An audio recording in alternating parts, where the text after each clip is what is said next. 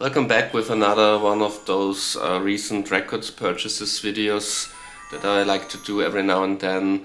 But quickly as a follow-up, my previous recent records purchases video with Murdoch, I did it with Murdoch's Music Minute together. I just showed records I purchased but haven't yet listened to them when I did that video. So now in retrospect I listened to those records from previous video about that, and my favorites of those records I showed were The Bells by Lou Reed. I was pleasantly surprised, you know, with Lou Reed you never know what you're going to get, if it's one of those more approachable albums or one of those where he's kind of, you know, trolling the listener. But this is really a very approachable album. You know, it's from 1979, so it has a kind of a disco flavor, but it's also more jazzy than many of his other 70s albums. But it, you know, it has some great melodies, interesting lyrics, and yeah, it's a fine Lou Reed album that I wasn't yet familiar with. The Bells from 1979, and the other record I especially liked from that last video was I bought a twofer, you know, two records in one packaging with two Tyrannosaurus Rex albums, you know, the band Mark Bowen had before T-Rex, where they were more like an acoustic, folky, hippie band, and I enjoyed them both very much. So that was, you know, a bit of an afterthought of the previous video, but now my newest record purchases, I already listened to all those records. I start with the one I enjoyed the least. No, I was never a big fan of Marianne Faithfull, to be honest. This is a 12-inch that includes two of her most well-known songs, Broken English and Sister Morphine. Also on the Sticky Finger Rolling Stones album, the Stones version of Sister Morphine. Never one of my favorite tracks, and also her version, you know, never really understood what's so good about the song. And Broken English, maybe her most well-known song, at least of songs where she had a songwriting contribution. Not really into it, you know. I guess I'm not the biggest Marianne Faithfull fan, but you know, it was a bargain and, you know, like 3 or 4 euros, so I thought I better buy it. The next one is the other end of the spectrum, because this was a pleasant surprise. This was better than I expected. Another one of those bargains where I thought, you know, if I don't like it, I don't do anything wrong with it. At least I can say I listened to it. It's True by Spandau Ballet, and I really loved that album. You know, I'm a big fan of Lexicon of Love by ABC.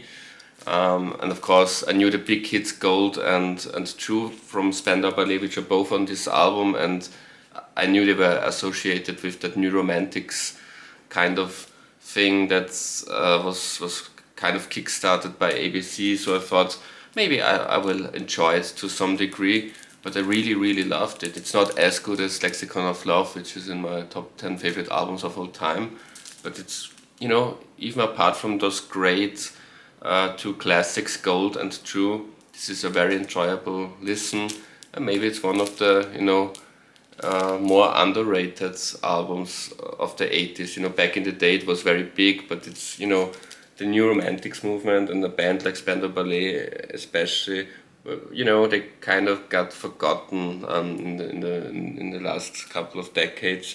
But this is really a great album, not just the hits, but the album, you know, if you like that kind of music, you know, that New Romantic synth pop 80s sound, you have to like it, of course. But if you do like it, it's, you know, outside of Lexicon of Love, probably one of the best I've ever listened to by this genre, so to speak.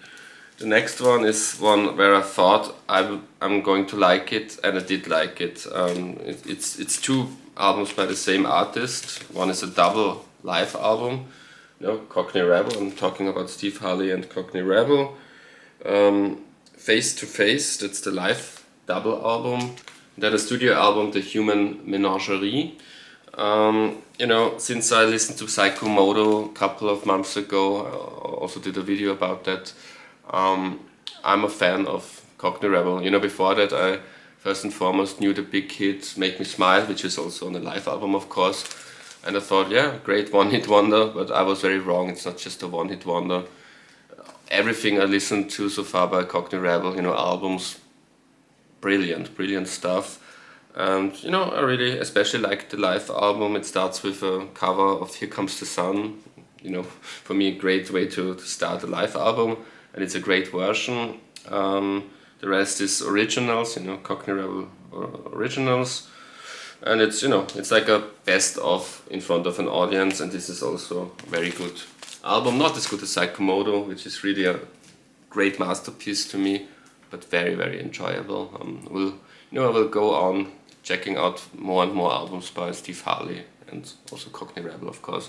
And the last I want to show is that was something that was still missing from my collection, a Kristofferson album, and this is of course his famous debut album. I think in other territories it had a different title. Probably the original in the USA was titled differently, but it's his debut album, and this copy's name is Me and Bobby McGee, which is not just his most famous song from that album, but of his career, one could say. Brilliant track. I was familiar with the track before, but I didn't know any other song by Kristofferson, I think. And this is a brilliant album. This is a great debut album.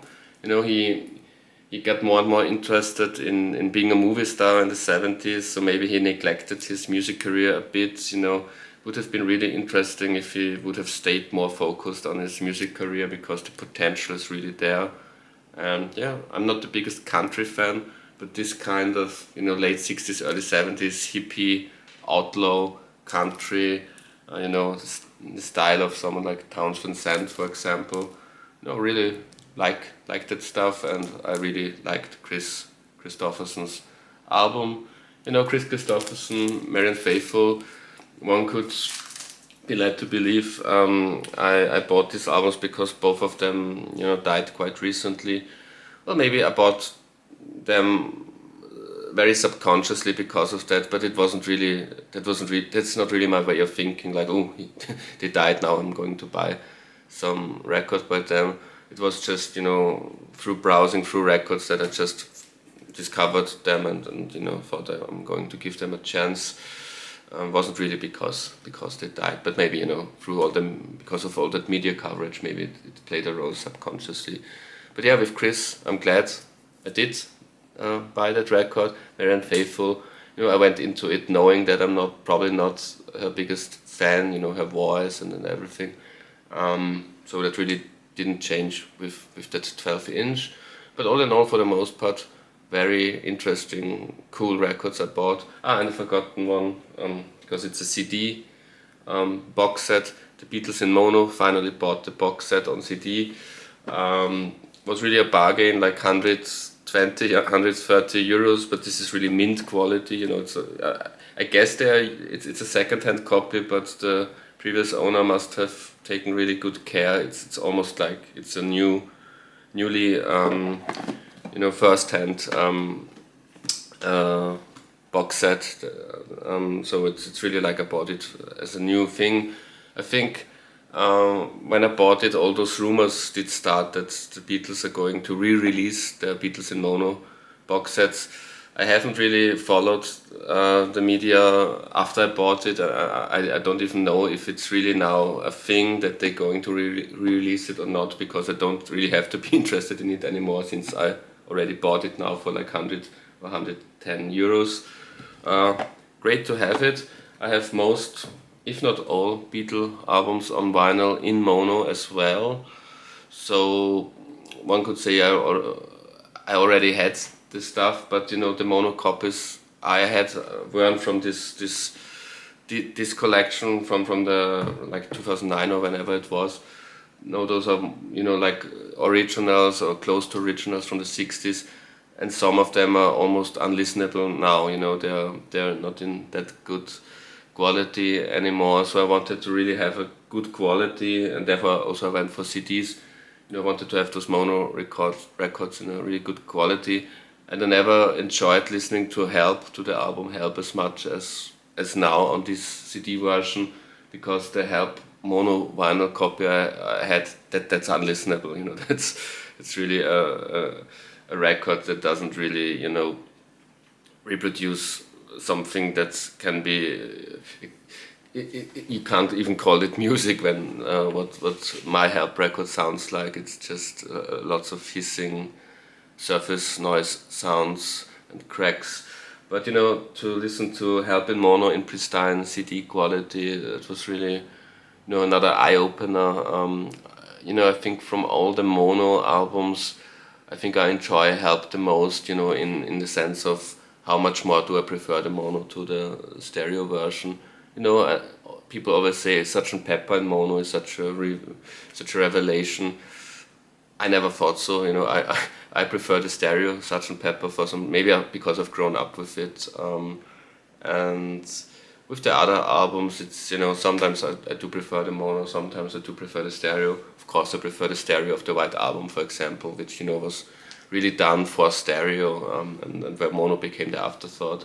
And with the earlier albums, you know, I don't really care too much about listening to Please Please Me with the Beatles or Hardest Night in either mono or stereo.